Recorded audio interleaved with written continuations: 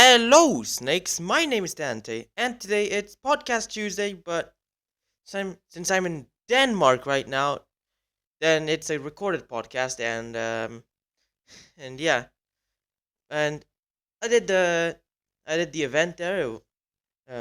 More info on that later. I'll share a video later on, but yeah, and so we got a deck tech. I haven't done those in a really long while, but I mean, since I changed the deck and trying to learn how it works, let's do a deck tech for Amulet Titan. Now, disclaimer, I am not really that good with it yet. I'm just learning how to use it, so this is more for my own personal advice. But I mean, if you have something to tell me, then go ahead and tell me in the comments how you would use this deck. I'm open for advice. But I mean, we always got the combo and the non-bo. Well, actually, this time we got a combo and an interaction, which I still don't understand, and I want to leave it to you guys to tell me how it works, okay? So we got the combo.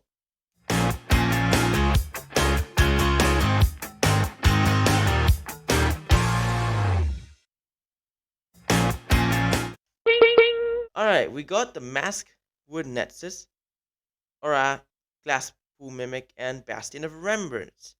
Infinite deaths, infinite triggers, yeah.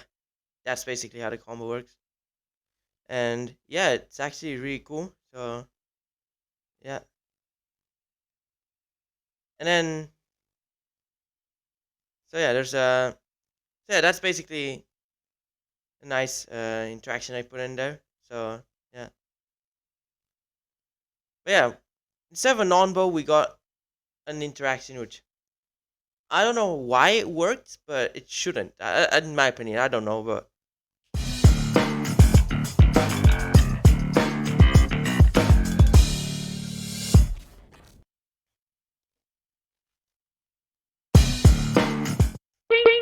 alright, got Dried of Disease and Grove and Dress Down. Okay, so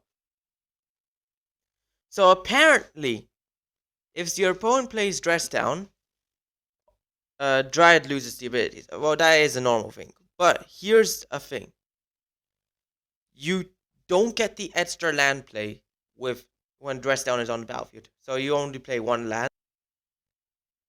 Yeah, and and yeah, and apparently I'm just really confused as to how this works. So I think like with Dress Down on the battlefield, Dried of Leasing Grove with no abilities should be the same as it not being there. Then why do the lands have all the types?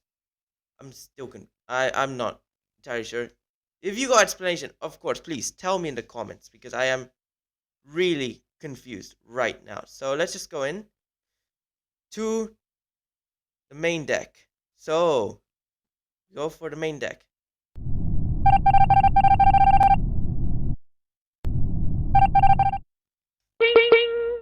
We got focus. This is the focus there. Primeval Titan. We got 4 in the main board, and yeah, obvious reasons. It is basically our win con, how we win, and the main focus of this deck. And yeah, why we're playing this. We use so with Primeval Titan, it's a 6-mana 6/6 giant to trample. And when to draw your attacks, you may search your library for 2 land cards, put them onto your tapped, then shuffle your library. So there are 2 variations of this deck: the Amulet Titan and the Titan Shift.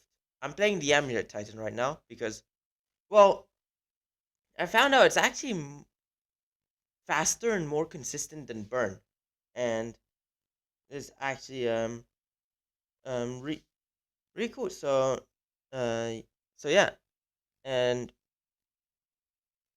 then I mean Titan Shift. Don't know much about it. I know it's a bit slow, but yeah, this one's actually a good one, fast as well, and yeah. So we focus on uh on Primeval Titan there. So we got another focus. So I mean we got other cards as well. So we got Arboreal Grazer and a Suza, which will help us ramp. So We have 4 Arboreal Grazers and 2 Azuzas. Arboreal Grazers, a 1 mana 0 free beast with reach, and when to battlefield, put a land from your hand onto battlefield tapped. So you basically do a ramp for 1 mana, like it's kind of like pseudo explore something, but instead of being like draw a card, it's 1 mana cheaper, and actually gets you um uh, a 0 free beast instead of like drawing a card.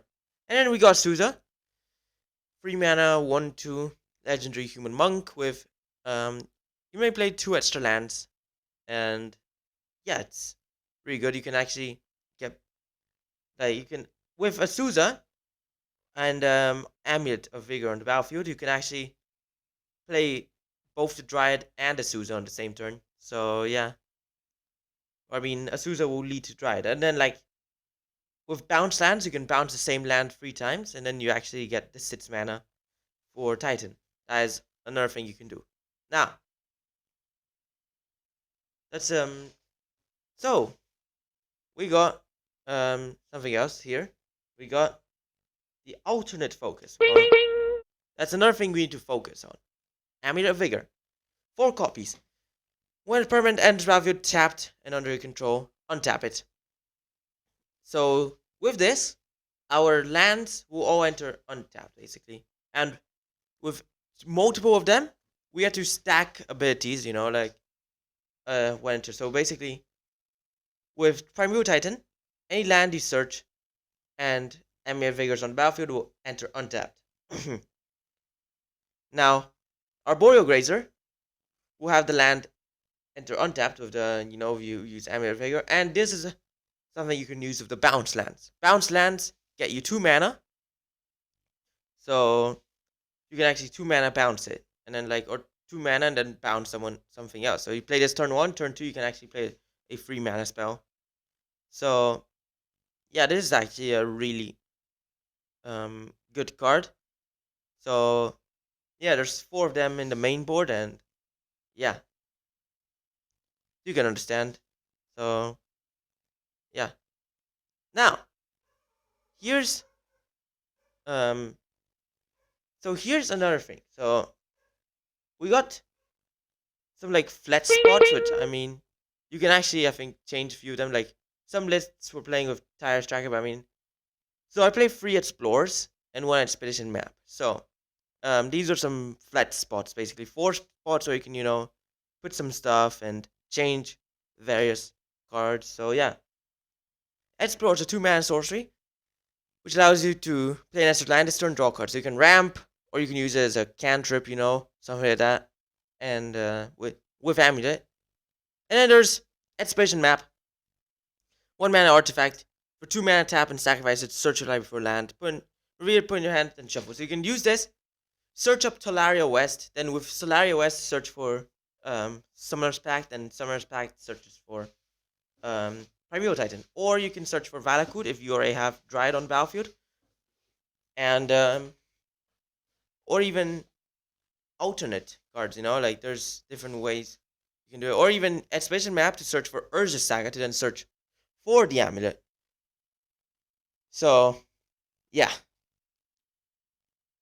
but I mean, you can try modifying some of these. Like these are usually the first cards you actually sideboard out when you're using this. So yeah. Then we got an alternate win con. 2 copies. Cultivator Colossus.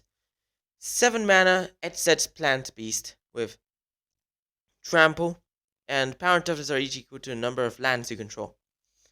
When to the battlefield, you may basically put a land from your hand on the battlefield tapped. If you do, draw a card and repeat this process. So it's basically kind of like an Arboreal Grazer, but it keeps on looping itself and drawing a card. You can put a land from your hand, then do it again until you have no more lands in hand. So you can put down all your lands, basically cycle those lands, cycle the lands you keep on getting as well, and then you get a bunch of mana probably with Amulet of Vigor, and you can actually cast some stuff, even give it haste, and double strike possibly. If you have the Sun Home, Slayer Stronghold, yeah. So yeah, it's actually a really interesting one. So yeah, but be aware if you put Vesuva or if you put Vesuva and or Cavern of Souls down with it, um, you should notice that you have to name the land or name the creature type as you're doing this. So you go, okay, go like put it down giant, draw card, or like Vesuva, copy Valakut, draw, and you can even like use this Dryad of Elysian Grove, and then like and then like it'll just stack the triggers right at the end of the process. So you cannot infinitely loop it with a bounce land. The triggers will go afterwards. So yeah, this is actually a really powerful one. Two of them are played and actually has won me some games. That card. I once even was able uh to beat someone with two Cultivator Colossi right after they Emrakul me. And yeah, like I was able to still win. They had Emrakul on the battlefield and they took my turn. I mean, once they actually defeated me with the Emrakul just before because um just because um he forced me not to pay the pact with that card, like you know what I mean, right? And yeah, that was just wow. I was legit surprised. So yeah, when I knew he could do that, and plus the pact I casted. So, but yeah, here is something that um you should be aware of. Okay, so most ways we'd win by attacking the opponent with Primeval Titan, 8 sits, Vision's Haste, Trample, have Dryad on the battlefield, search for 2 Valakuts, and then shoot the opponent for 12 damage, and and that will make 20 damage. I mean, usually we try to do this, but sometimes we. I mean, but yeah, this is another one. Valakut and the trigger Valakut. So Valakut, you got 2 of those in the main board, and yeah, only 2 of them in the main board. And Dryad of Elysian Grove will help you trigger it. So the thing is that Titan Shift actually uses Prismatic Omen, but this deck actually uses Dryad of Elysian Grove because it's a good blocker. It's a 2/4 free mana, and plus actually lets you play an extra land each turn, and it gives your lands all every basic type, so you can tap for any color, trigger Valakut as well. Yeah, it's really good. You can mana filter. Oh, and you should notice when you have the bounce land, you can either add 2 mana. You add the 2 mana that it taps for, or add one other color. Like that's not in those two, and that's not in the 2 colors. But it only taps for one, not 2. Just you should notice that. Also, be careful with Dryad of the Elysian Grove. It is an enchantment, so people can destroy it with creature removal or enchantment removal. So, but also don't try and always attack or block with it because unless if they have delirium, if they have delirium, just you don't have to care about it because they'll just shoot the unholy heat directly without actually dealing any other damage to it. But I mean, unholy heat, well, it's 2 damage if they don't have delirium. So basically, you just gotta try and avoid blocking Ragavan or attacking into Ragavan when you have Dryad of Elysian Grove on the battlefield, because if they have 1 mana open, because then they'll shoot the Dryad with an unholy heat, and your Dryad will go. So be careful. I mean, but if they have delirium, they would have already killed it. So here's another one. This will help you search for the Amulet of Vigor or some sideboard artifacts you put in there, like Relic of Progenitors or Piffing Needle. to name a few. We got Urzu Saga, enchantment land Urzu Saga. Also, be careful. It is an enchantment. You know they can destroy it. Enchantment removal. Only enchantment. The only enchantment land in the game. I mean, they never intended on making an enchantment land. They said they were not going to make it. They accidentally made one, Urza Saga, because it is actually a saga that you can play as land, And also, not only that, I mean, they have play tested enchantment dual lands, but they did not go well. So yeah, I mean, well, we do have an enchantment land now, so maybe that is the result of the playtest. But I mean, uh, lore 1, it will gain the ability to tap for colors. So make sure actually says it gains the ability, not it has the ability. So it will always be able to tap for colors. Just don't assume that once it goes to phase 2 that it will um disappear the ability, It doesn't replace the abilities. It keeps on gaining abilities because then on 2 it gains the ability to for 2 mana tap to create a 0/0 construct with gets +1/+1 for each artifact you control. And for free, it will disappear. Search your library for an artifact with MV 1 or... Oh, no, not MV. Mana cost 0 or 1. You should be... you should check exactly either it has the cost 0 or the cost 1. Not both costs, because that's otherwise 10, But yeah, put it onto battlefield and shuffle.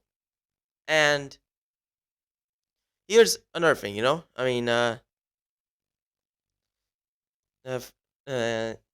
you can actually float the mana or create a construct in response to this, and you will get 1 floating mana for the main phase if you tapped for mana, of course. I mean, you could create a construct, and yeah, since there is no instant speed land playing, that you play in this deck, the bounce lands will not save the Urza Saga, so you should be wary of that, and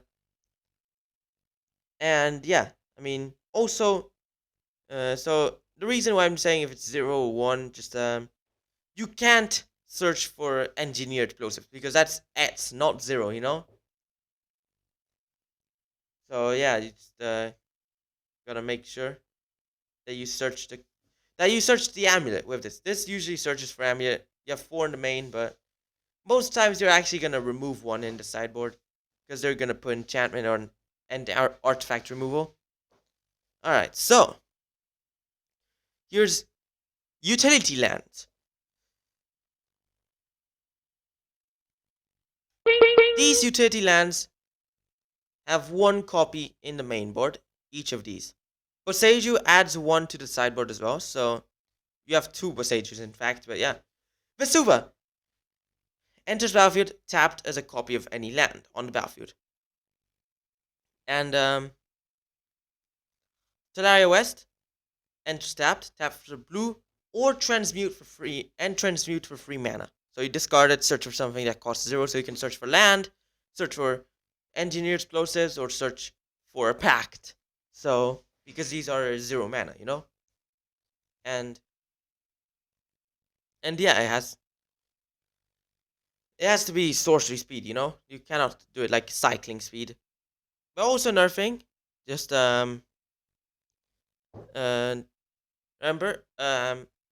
Talaria West, you can actually float the blue, play a bounce land, bounce Talaria West, transmute Talaria West. So yeah, you can play it without fear, I mean, you can try avoid playing it if you don't have bounce lands, but Simic Growth Chamber will help you a lot with that. Sunhome, land that taps for colorless, or 2 1 red 1 white tap. Target creature gains double strike on turn. Slayer Stronghold, taps for colorless, or red white tap. Target creature gets +2/+0 and gains vigilance and haste until turn. Boseiju, who endures, is is basically a legendary land. Tap for green, or channel 1 mana instant speed. So no, 2 mana instant speed. You can discard it, destroy target artifact, enchantment, or non-basic land an opponent controls.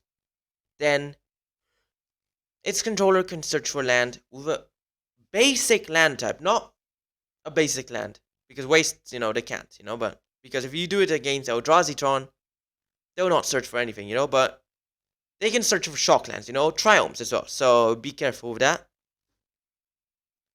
And basic land type, put it on the battlefield. Um, then shuffle, and it costs 1 less for each legendary creature you control. So with a Vesuva on the battlefield, if you have a Vesuva on the battlefield, that will actually cost 1 mana to activate, not 2 mana to activate. But I don't know when will you usually do that, but I mean, Radiant Fountain.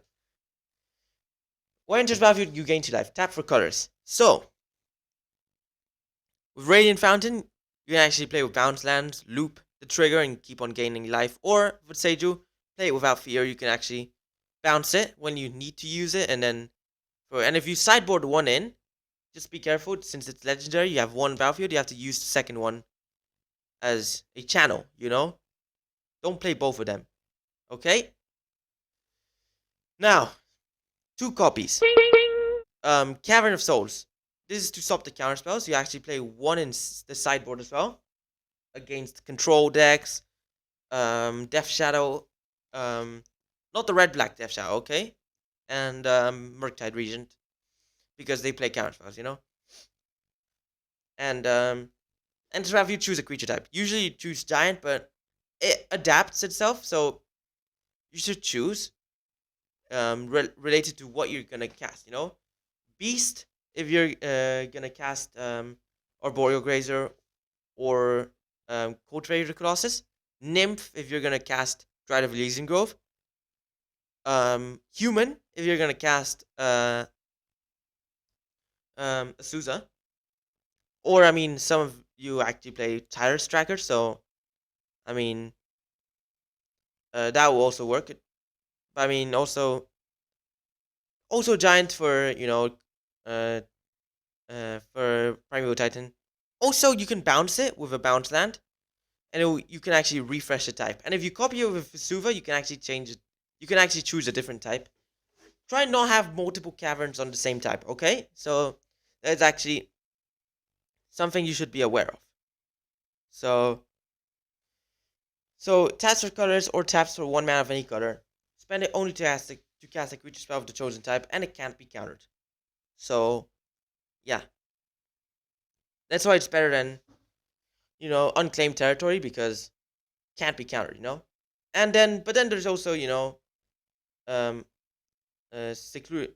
I think it's called secluded court. Yeah, I don't know. I mean, it's there's another one where could actually activate the abilities as well, So for the creature, I mean, you don't have activated abilities in the deck, so does not matter. All right, bounce lands. So, Simic Growth Chamber has a play set of it, which is the one that taps for green blue. So it has Sanctuary, 3 of them, green white. Boros, Gruul Turf, red green, 1 of them, and Boros Garrison, red white, 1 of them. So, what they do? Enters battlefield tapped. When enters battlefield, bounce 1 of your lands. And taps for 2 colors, So, Boros Garrison is there to activate it with Slayer Stronghold. So you search it with the Titan, give it haste, bounce the, give it +2/+0 Vision's haste, bounce the, you can bounce the Slayer Stronghold. You should have a Sunhome on battlefield as well. Attack. Leave Sunhome untapped. Attack with Titan. Search for Slashing Sanctuary and Gruul Turf. And you can actually activate. Give double strike. Bounce 2 lands, whichever 2 lands you want, Or you can search, of course, Valakuts, of course. I mean, yeah. So yeah, let's just go in and there are some other cool lands. So some interactions. So these will advance you in mana. We got ramp lands times two Garenbrig, two Castle Garenbrigs, and one Crumbling Vestige. So Castle Garenbrig enters tapped unless you have in control, unless if you control forest, or if you control, Amulet of Vigor, you know, enters tapped but untap it. So yeah, tap for green, or 4 mana tap, add 6 green for creatures. So for 5 mana you get 6 mana, cast the Titan. So you can actually have it like one turn earlier with the Castle Garenbrig.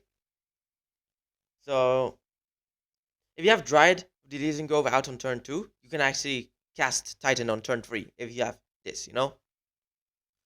And Crumbling Vestige is an interesting one. Enters tapped, taps for colorless, and when enters battlefield, add 1 mana of any color to your mana pool. So even if you don't have the Amulet, it will always add 1 mana you need. So you play it with the Arboreal Grazer. Turn 1 Arboreal Grazer, Crumbling Vestige into uh into Amulet. But then if you have the Amulet, each Amulet, will give you 1 colorless mana in addition to its 1 mana of any color. Flexible mana. Not only that, Dryad of the Using Grove. With that you can actually you can search for this instead of Boros Garrison if you need more lands. Because then you can add the white, tap for red, activate the Slayer Stronghold, give it haste. So yeah, these are actually some really cool lands that I really called it. I called it the ramp lands, and then you can reuse Crumbling Vestige with a bounce land. So yeah, what we got? So we got a fetch land and a shock land because why not?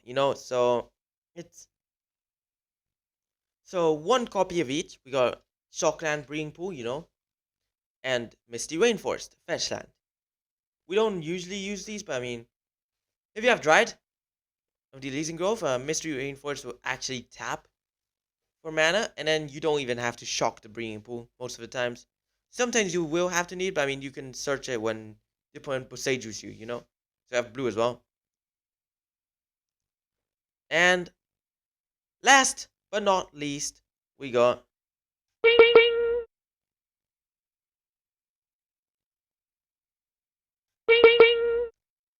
three basic forests. So yeah, self-explanatory. These are just basic lands that we just have. I mean, some of you don't play the Boseiju in the deck and only have 4. And actually have 4 forests, but I only have 3 forests. Yeah. I mean, the thing is with with the forests, if someone Path to Exiles you, you can actually or Field of Runes you can still search for land, and then it will help you in the end. So this is why um you should not sideboard Path to Exile against Titan, especially when you're playing Burn, because I've tried doing this several times and it did not go well. They always advise me against it. So yeah. So don't do it if you play Burn, or I mean, in general, don't do it. And also, if you're playing an Amulet Titan, you should prepare yourself for people to actually put that against you, and I mean, but you should always assume that not everyone's just gonna, um, you know, not everyone's gonna misplay. Like some people are actually good, and will know that you shouldn't put Path to Exile against Titan. But that's the end of main board. Now it's time for the sideboard. So we'll be back with the sideboard guide. I mean, well, yeah, sideboard list, and yeah, It is a guide as well, so yeah.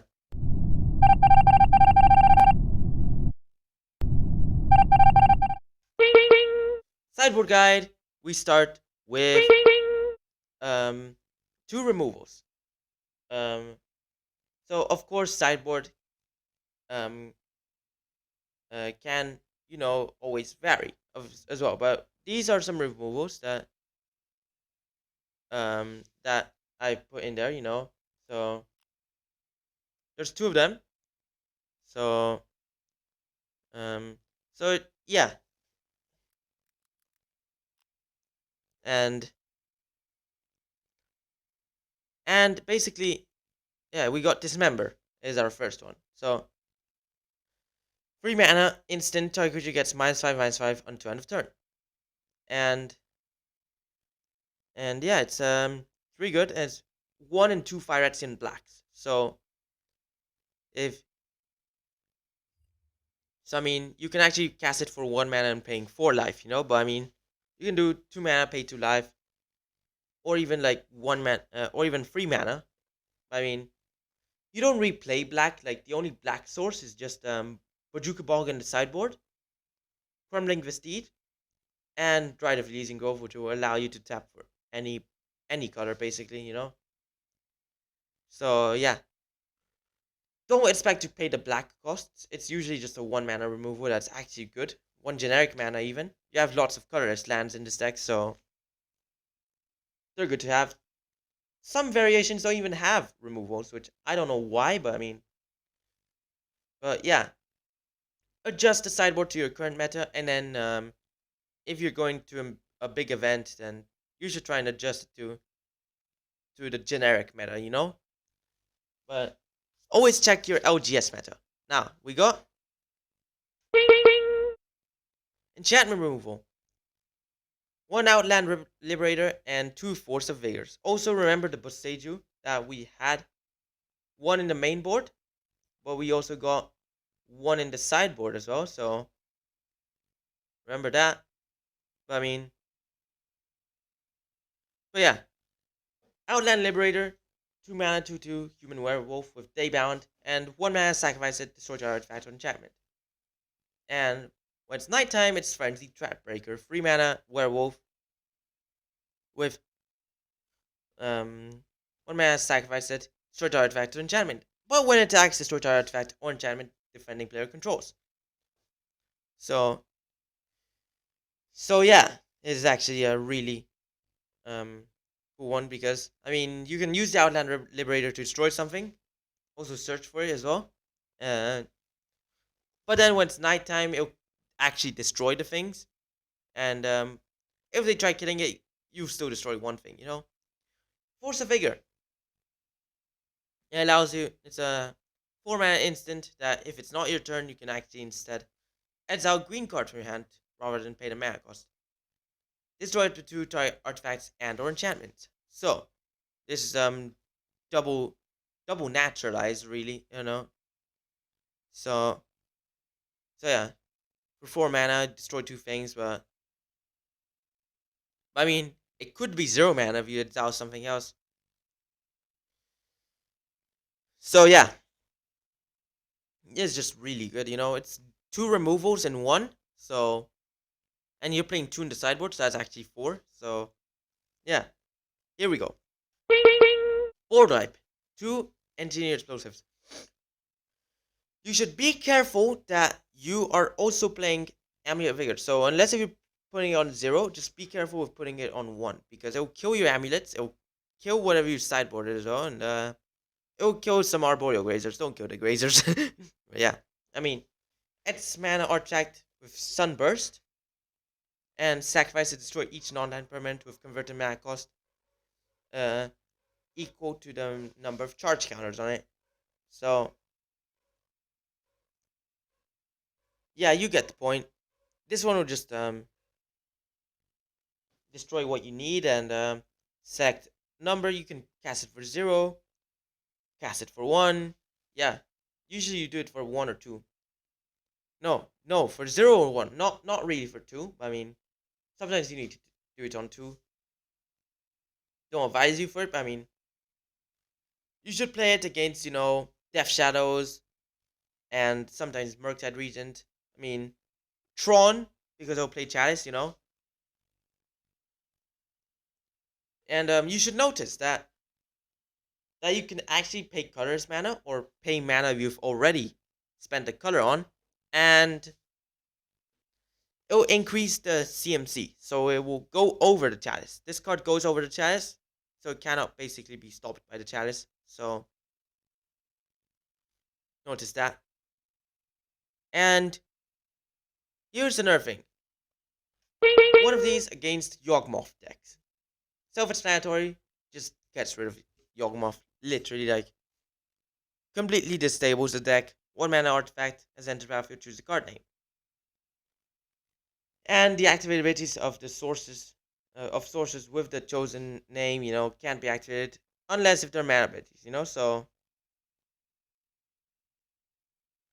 use this, and no more Yawgmoth, and Yawgmoth will no longer be a threat. So it is actually really good, and you should try putting one in your sideboard, because there are so many Yawgmoth decks right now, and they're just everywhere, and they're all the same. They always have the same deck, same sideboard, and because they change the plan as well. Like when they're sideboarding, like they start putting Hepatra, and they'll just start machine gunning your things. So yeah, one of these against Tron. It's a land, taps for colors, or tap. Sacrifice it, destroy target land. Its control may search for basic land, put in the battlefield, then shuffle. Allows you to get rid of the Tron lands. This drops their Tron.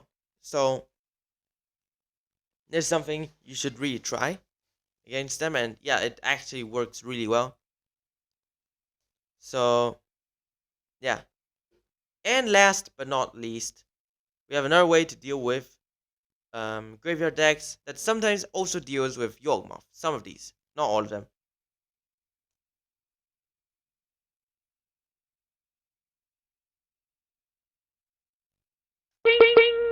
Most of these, actually. So we got one of each. Relic of Progenitus. 1 mana artifact tap. Target player exiles a card from their graveyard. 1 mana exile graveyards. Draw a card. Urzu Bog. Enters tapped. When enters, exile target graveyard. Tap for black. And target player's graveyard, not target graveyard, but Scavenging Goose, 2 mana, 2/2 ooze with 1 mana, exile target, 1 green, exile target card from a graveyard. If it's a creature, put a +1/+1 counter on it, and you gain a life. So it essentially, keeps on, growing, gains you life. Can be played against burn as well, not just graveyard decks. And endurance. Not only is it good against graveyard decks, it will also be great against mill, because you can loop your own graveyard when needed. But it is 3 mana, 3/4 elemental incarnation with flash and reach. When it's battlefield, up to one target player loops their graveyard into the bottom of their library in a random order, or evoke, exiling a green card from your hand. So yeah, those are just graveyard hate cards, which Scavenging Goose is great against burn as well. Endurance is also good against mill, but Bazooka Bog will not help against Yawgmoth, because it is a land. And you cannot, there's no way for you to actually place it in an instant speed, so you cannot actually exile the creatures before the Undying trigger resolves, So yeah, congratulations. You reached the end of the podcast. So why don't you like and subscribe, and if you enjoy, follow my Twitch channel, link in the description. You should check it out. Use code Dante Snake on Fatal Grips for a 10% discount. Link is also in the description. Also, stay tuned to my next video streams and podcasts. Podcasts will be live every Tuesday. I mean, yeah, the next one will be live. I mean, this time, even though it's exactly the channel anniversary, I mean, I'm on holidays, and and I have to do it recorded, so yeah, and not just that. Also, but yeah, they'll always be live. Like it's 6:30. I mean, sometimes I'm traveling and I cannot do it live, but it'll always come out at that time, 6:30 CET. Mark that into your calendar or subscribe with the notification bell. So yeah, thanks for watching. Hope you enjoyed it, and bye.